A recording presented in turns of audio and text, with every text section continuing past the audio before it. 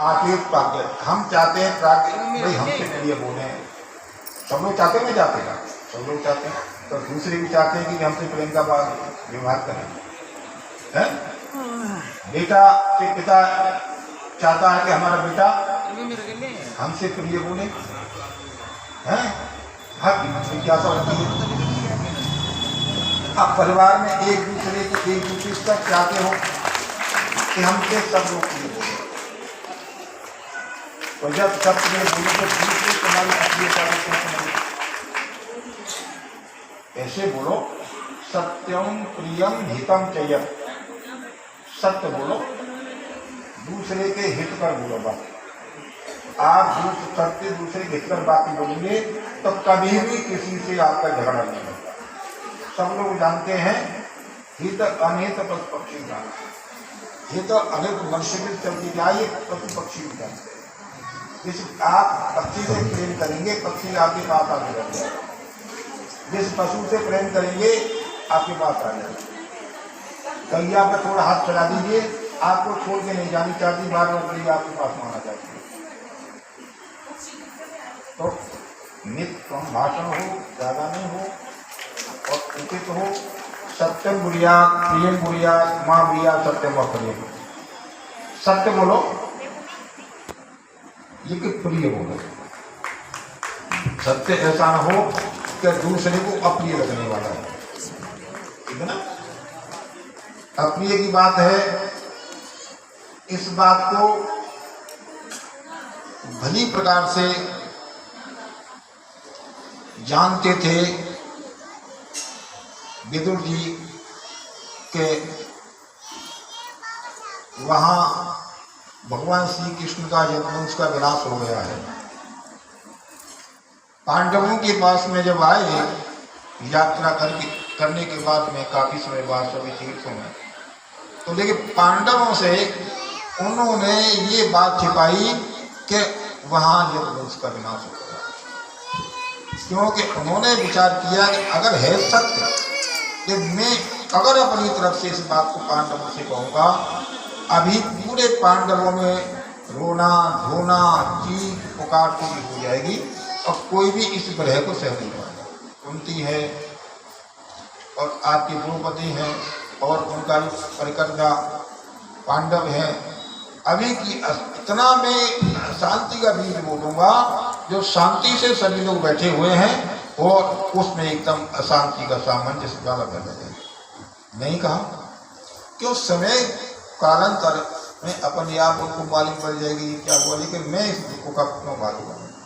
सत्य बोलो लेकिन प्रिय बोलो, आपका बात अप्रिय लगने वाला नहीं।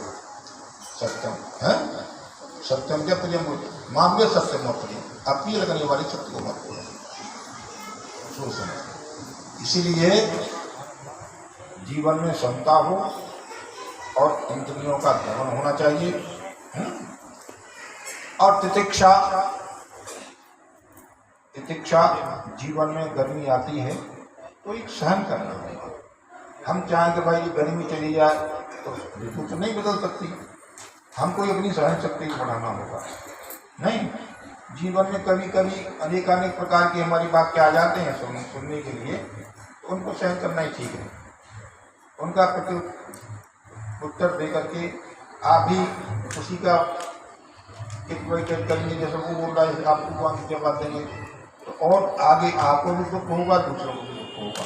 ये प्रतीक्षा सहन कर लीजिए, बस हो गए हमारे उपरति ज़्यादा आसक्ति पूर्वक जी मत लगाओ, हर वस्तु का समाधान। जय जय श्री राधे। वसुदेव सुतं देवं कंस चाणूरमर्दनम देवकी परमानंदम कृष्णं वंदे जगद्गुरुम। श्रीचंद्र समारंभाम ब्रजानंद मध्यमाम के 21वें पाटोत्सव के शुभ अवसर पर गिरिराज जी के चरणों में पूज्य संत सद्गुरु महापुरुषों के चरणों में बैठ करके मानव जीवन का जो परम लक्ष्य होते हैं वो हमें सुलझाएगा नहीं, उलझा देगा, निश्चित उलझा देगा, उसमें और किंतु परंतु पैदा हो जाएगा। पर थोड़ी भी यात्रा करिए, वो भी गुरु परंपरा से, गुरु गोविंद से पूछ करके करिए, वही हमारा जो सत्कर्म है वो हमें जीवन में क्या करेगा, सुलझा देगा। हम लोग सब यहाँ सुलझने के लिए आए, कोई ऐसा बंदा है जो उलझने आया हो? कोई नहीं है, सब लोग सुलझने आए हो, तो निश्चित है आप लोग सब सुलझ करके जाए। जब भी यहाँ से जाइए, संत चरणों को प्रणाम करते हुए अपने मन से पूछिए कि यहाँ आने के बाद अब मन की उलझन सुलझी है कि नहीं। जाते समय पूछ करके जाइए, अपने आप बता देगा कि हाँ कुछ रस मिला है, कुछ जो है समस्याएं कम हुई। अरे यहाँ जो भी बैठे हैं, घर में कितनी भी समस्या होंगी, यहाँ तो सब लोग हम लोग छोड़ करके आए, सब बस संत प्रसाद, संत चर्चा, भगवान की लीला कथा का श्रवण, क्योंकि इसी से ही व्यक्ति का मन सुलझा है और भविष्य में भी जब भी सुलझेगा वो कथाओं के माध्यम से, सत्संग के माध्यम से सुलझेगा। तो गिरिराज जी की बड़ी कृपा, पूज्य संतों का आशीर्वाद। कहा जाता है गिरिराज गिरौष्ठेयम ध्येयम कृष्ण पदाम्बुजम यमुनाया पयः पेयम किम विधेयम अतः परम।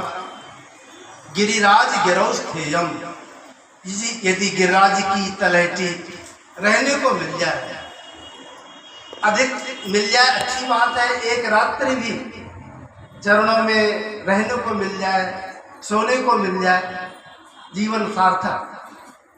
इसलिए संत महापुरुष कहते हैं, शास्त्रों में वर्णन है, किसी तीर्थ की यात्रा करनी चाहिए, प्रयास करना चाहिए, कम से कम एक रात्रि विश्राम जरूर करना। उस तीर्थ में निवास एक रात्रि का करना ही चाहिए। अधिक हो जाए अच्छी बात। आप लोग कई ऐसे सज्जन आते होंगे जो जब हमारे काशनी विश्वात्मानंद जी कथा करते होंगे तो 7 दिन भी रहते होंगे। तो गिरिराज गिरौष्ठेयम, गिरिराज जी की तलहटी में विश्राम का अवसर मिल जाए, और यहाँ आकर के क्या करेंगे, कोई यहाँ वहाँ की चर्चा, घर गृहस्थी की, पोता पोती की नहीं। ध्येयम कृष्ण पदाम्बुजम, श्री कृष्ण की चर्चा, मधुर बिहारी जी की चर्चा, उनके नाम रूप लीला धाम की चर्चा।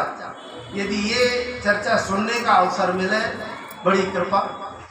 और यमुना या पया पेयम, यमुना जी का जलपान, नहीं तो पास में मानसी गंगा जी है, मानसी गंगा जी का आचमन जलपान करने का मिले तो किम विधेया मतः परम, इससे बढ़ करके हमारा और क्या स्वभाव। कोई कहते हैं महाराज जी कृपा कर दीजिए। अरे कृपा तो हुई है तभी यहाँ पर आए, इस रज में आने का मतलब है कृपा। अब इसको आप भुला पाते हो कि नहीं आप पर, अब हम इसको संभाल करके रखें तो वो कृपा कैसे संभलेगी, जब हम संतों का आशीर्वचन सुनेंगे, संतों से जब भगवत चर्चा सुनेंगे, तो निश्चित है वो कथा सत्संग हमारे जीवन में पचे। सुनना अलग बात है, पचाना अलग बात है।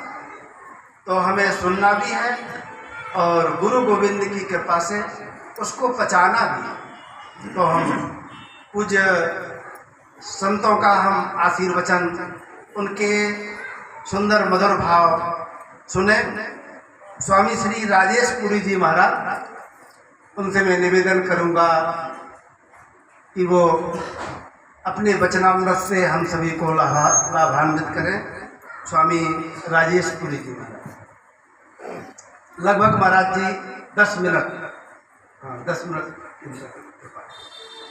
कृष्णं नारायणं वन्दे कृष्णं वन्दे प्रियं कृष्णं द्वैपायनं वन्दे कृष्णं वन्दे तथास्ति।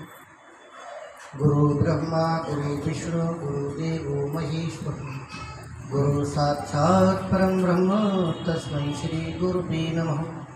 तस्मै श्री गुरुवे नमः। तस्मै श्री गुरुवे नमः। प्रातः स्मरणीय पूजनीय श्री बांके बिहारी जी महाराज एवं संत समाज, वंदनीय भक्तजन, सरदारी माता बहन। अभी हमारे आचार्य जी बोल रहे थे, इसी बात को वेदांत दर्शन में कहा है कि जीव का कल्याण कैसे होगा। तो विद्वान तो अपनी शैली बोलेगा, वो कह के आगे निकल गए कि शुभ कर्म करने से। अब आपको ये समझना होगा कि शुभ कर्म किससे कहते हैं। इसी बात को गीता में 18 अध्याय में आया है। अर्जुन ने हाथ जोड़ करके निवेदन किया, हे माधव, मैं कर्म अकर्म विकर्म में उलझ गया हूं, मुझे इससे रहित करें। यही बात वेदांत दर्शन में आई है, यही बात रामायण में आई है। बात एक ही है, शब्दावली का कोई अंतर आ सकता है, शब्द पर्यायवाची शब्दों का अंतर आ सकता है, बात एक ही निकल के जाती है। आप शुभ कर्म करने से, शुभ कर्म क्या है? शुभ कर्म है निस्वार्थ भाव की सेवा, जिसमें हमारा कोई स्वार्थ न हो, जिसमें कर्तापन चला जाए। कर्म क्या है? वेद विहित जो क्रिया करते हैं उसे कर्म कहते हैं। और विक्रम क्या है? निश्चित कर्म करते हैं उससे विक्रम कहते हैं। और निस्वार्थ भाव की जो सेवा है, इसमें कर्तापन कतई चला जाए, वो है शुभ कर्म। निस्वार्थ भाव की सेवा ही भक्ति है। जब तक जीव के अंदर स्वार्थ है, वासना बसी हुई है, और वासना ही पुनर्जन्म का कारण बनेगी। इस बात को गीता में भी बोल दिया है, अंतकाले च मामेव स्मरण मुक्ता कलेवरम। हे अर्जुन, अंत समय में मुझे सुमरता हुआ शरीर छोड़ेगा, मुझे प्राप्त होगा। और अंत को शरीर याद करके शरीर छोड़ा तो जैसे कि राज ऋषि भरत गंडकी नदी के किनारे पर कुटिया बना करके तपस्या कर रहे हैं, और मृग के बच्चे में आसक्ति आ गई, और मृग के बच्चे को याद करते करते शरीर छोड़ा, मृग बन गए। पुरंदर राजा अपनी स्त्री को याद करते करते शरीर छोड़ा, स्त्री योनि में चला गया। दया कर गई है ना, दया भी अधोगति को ले जाती है। इसमें विवेक होना चाहिए कि हम दया कर रहे हैं तो उसमें ये विवेक होना चाहिए। दया करो, अच्छी बात है, मानव धर्म है, पर दया जिसमें करो उससे फिर संबंध मत रखो। अगर संबंध कर लिया तो अधोगति को ले जाएगी दया। तो कहने का तात्पर्य है कि निस्वार्थ भाव की सेवा से ही भक्ति कहते हैं। और भक्ति कैसी भक्ति? भक्ति क्या है? निस्वार्थ भाव की सेवा। जैसे कोई अतिथि दरवाजे पर आ गया, क्या भाव रखे कि प्रभु मेरे दरवाजे पर आ गए, ये बात सत्य है। जैसे कि मंदिर हमने बनाया, मूर्ति हमने बनाई, प्राण प्रतिष्ठा हमने करी, कितना अटूट विश्वास हो गया कि इस मंदिर की जो मूर्ति है पत्थर की, इसमें ईश्वर विराजमान है। और ये चलता फिरता मंदिर किसने बनाया है? इसमें उपादान कारण निमित्त कारण क्या है? भाई मिट्टी से घड़ा बना, कुम्हार ने बनाया, निमित्त कारण और उपादान कारण क्या होगा? मिट्टी और कुम्हार। और ये चलता फिरता मंदिर किसने बनाया है? इसमें कौन है निमित्त कारण, कौन उपादान कारण है? इसमें ईश्वर ही निमित्त कारण है, उपादान का। ईश्वर ने बनाया है, ईश्वर इसमें विराजमान है, यथार्थ है।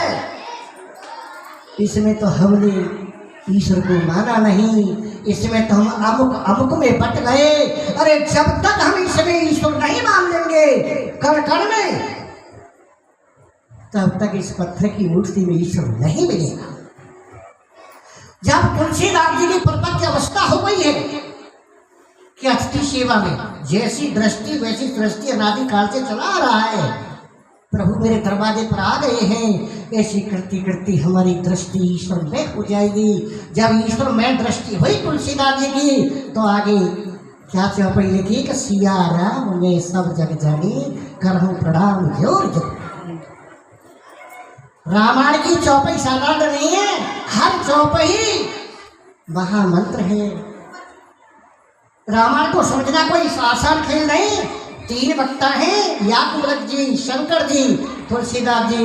जहाँ भक्ति की चर्चा आती है तुलसीदास जी बोल रहे हैं, जहाँ वैराग की चर्चा आती है वहाँ यादव जी बोल रहे हैं, और जहाँ ज्ञान की चर्चा होती है वहाँ शंकर जी बोल रहे हैं। तो कहने का भाव क्या है मेरा, आधे के न बोलने पर आचार्य जी का संदेश है कि निस्वार्थ भाव हो जाएगा या जीव तो कल्याण हो जाएगा।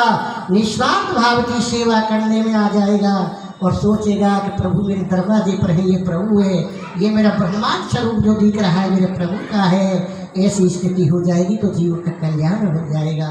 और शांति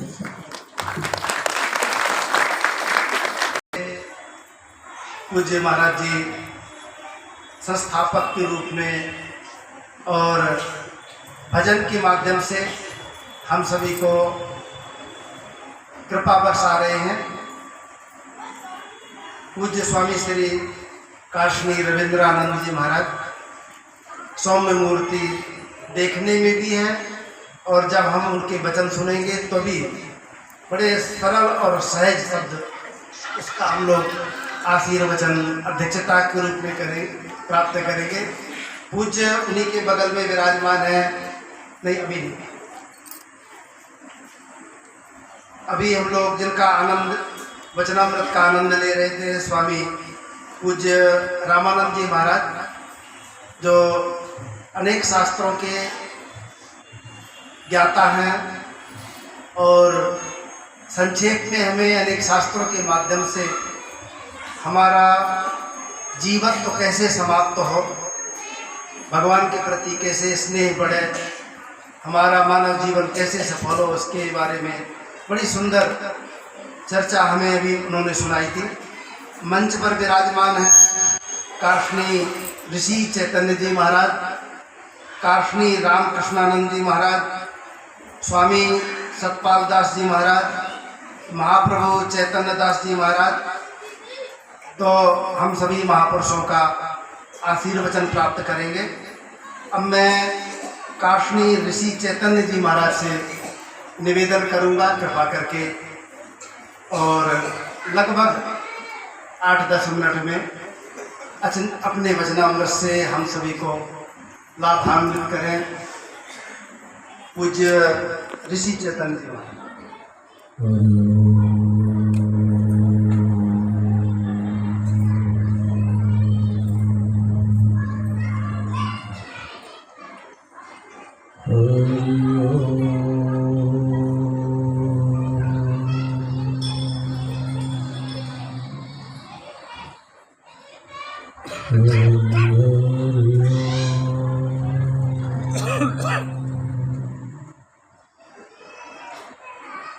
ध्येयं सदा परिभवमनभीष्टदोहं तीर्थास्पदं शिवविरञ्चिनुतं शरण्यं नित्यार्तिहं प्रणतपालभो।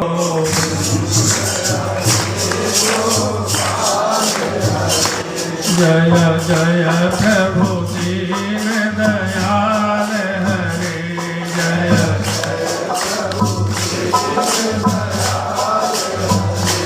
जय जय प्रभु दीन दयाल हरे, जय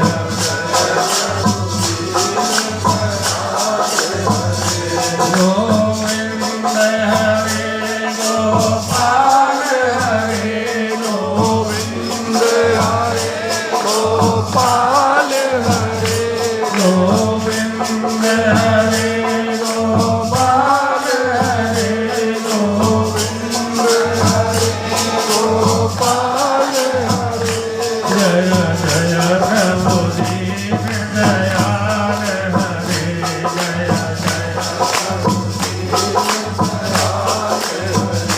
जय जय प्रभु दीन दयाल हरे जय जय प्रभु दीन दयाल।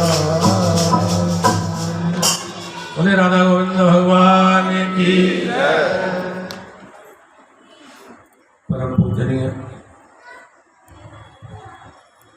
मंगलमय संत समाज, परम पूजनीय अर्चनीय वंदनीय प्रातः स्मरणीय अखिल कोटि ब्रह्मांड नायक अकारण कर्णावरणालय भगवान सकल पितृगुनंदन नंदन यशोदानंदन वासुदेव भगवान श्री कृष्णचंद्र जी महाराज की महती कृपा, श्री गिरवरधारी बांके बिहारी मधुर बिहारी भगवान के चरणों में कोटानकोट वंदन करते हुए परम पूजनीय अर्चनीय वंदनीय प्रातः स्मरणीय पूज्य श्री सद्गुरुदेव भगवान के चरणों में कोटानकोट वंदन नमन अभिनंदन। परम पूज्य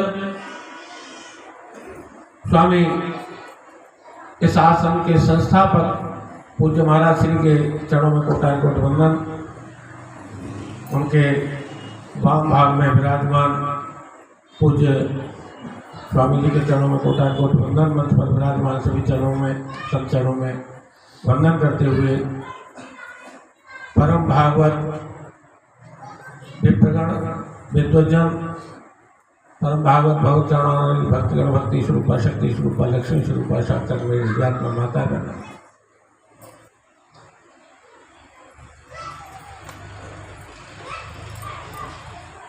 मुद मंगलमय संत समाजो जो जग जंगम तीर्थ राजू। बड़े सौभाग्य का विषय है पूज्य महाराज श्री की अध्यक्षता में श्री उदासीन काशनी वृद्धानंद आश्रम के प्रांगण में आप और हम सब ज्ञान चर्चा भक्ति की चर्चा के लिए उपस्थित हुए हैं, जिसके द्वारा जीव इस शरीर से भगवत प्राप्ति का साधन बनाने में समर्थ हो पाता है। किसके द्वारा? सत्संग के द्वारा। बिन सत्संगन हरि कथा के बिन मोहन भाग, मोह गए बिन प्रणाम पद होए न दृढ़ अनुराग। क्योंकि श्री तुलसीदास जी महाराज लिखते हैं, भगवान की भक्ति के बिना जीव का कल्याण नहीं होता। और भक्ति कैसी है? भक्ति स्वतंत्र सकल गुण खाने, बिन सत्संगन पावे प्राणी। भक्ति स्वतंत्र है, सभी गुणों की खान है। खान कोई 2-4 किलो तोला 2 तोला नहीं है, खान है। खान का कोई जो है विश्लेषण नहीं कर सकता कि उसमें कितना माल है कितना नहीं है, कोई तुलना नहीं है। बिन सत्संग, लेकिन कब मिलता कब है? वह सत्संग से प्राप्त होता है। बिन सत्संग विवेक न होई, राम कृपा बिन सुलभन सोई। क्योंकि भगवत कृपा जब जीव के ऊपर होती है तभी सत्संग का लाभ प्राप्त होता है, संतों का दर्शन होता है। और जब संतों का दर्शन होता है भगवत कृपा से, तो संत दरस जिम पातक करे। श्री आचार्य श्री तुलसीदास जी महाराज लिखते हैं कि संतों के दर्शन करने मात्र से, मैं दूसरे की चर्चा नहीं करता, मैं स्वयं अपनी चर्चा करता हूँ। उमा कहूँ मैं अनुभव अपना, उमा कहूँ मैं अनुभव अपना, सत हरि भजन जगत सब सपना। हे देवी, जो जीव समझ जाएगा वो ठीक है, जो नहीं समझेगा वो भी ठीक है। जीवन यापन तो हो ही रहा है, संसार है। संसार के सुखन में आसक्त है अनेक बात, इंद्रिय हूँ शिथिल उन्होंने कबहू न गयो है। इंद्रियां सकल हो जाती हैं, जर्जर हो जाती हैं, शरीर जर्जर हो जाता है और लाठी के करके चलने लगता है, लेकिन फिर भी जो है आसक्ति नहीं मिटती है। भगवान भोलेनाथ कहते हैं, देवी इसलिए उमा कहूँ मैं अनुभव अपना, सत हरि भजन जगत सब सपना। ये संसार असत्य है और सत्य क्या है? परमपिता परमात्मा का नाम ही सत्य है। सत्यम वद धर्म चर, सत्य बोलो, धर्म का आचरण करो, अपने सदगुरुदेव भगवान के वचनों में विश्वास करो और विश्वास करके उस परमपिता परमात्मा का जितना नाम लो, क्योंकि मर्यादा का उल्लंघन करना उचित नहीं होता है, शास्त्र विदित नहीं है।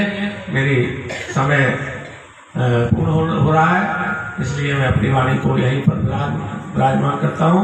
बोले श्री सदगुरुदेव भगवान की जय, श्री राधा रमण बिहारी लाल की जय, पूज्य स्वामी जी महाराज की, सर्व संत हरिभक्तों की जय जय श्री राधे। बहुत सुंदर पूज्य काशनी ऋषि चैतन्य जी महाराज ने कृपा पूर्वक समय के अनुशासन में ही अपने भाव व्यक्त किए। सत्संग की ये अपनी काशी परंपरा बहुत पवित्र परंपरा है, भगवान कृष्ण से ही जो है उद्भावित है, तो उसी परंपरा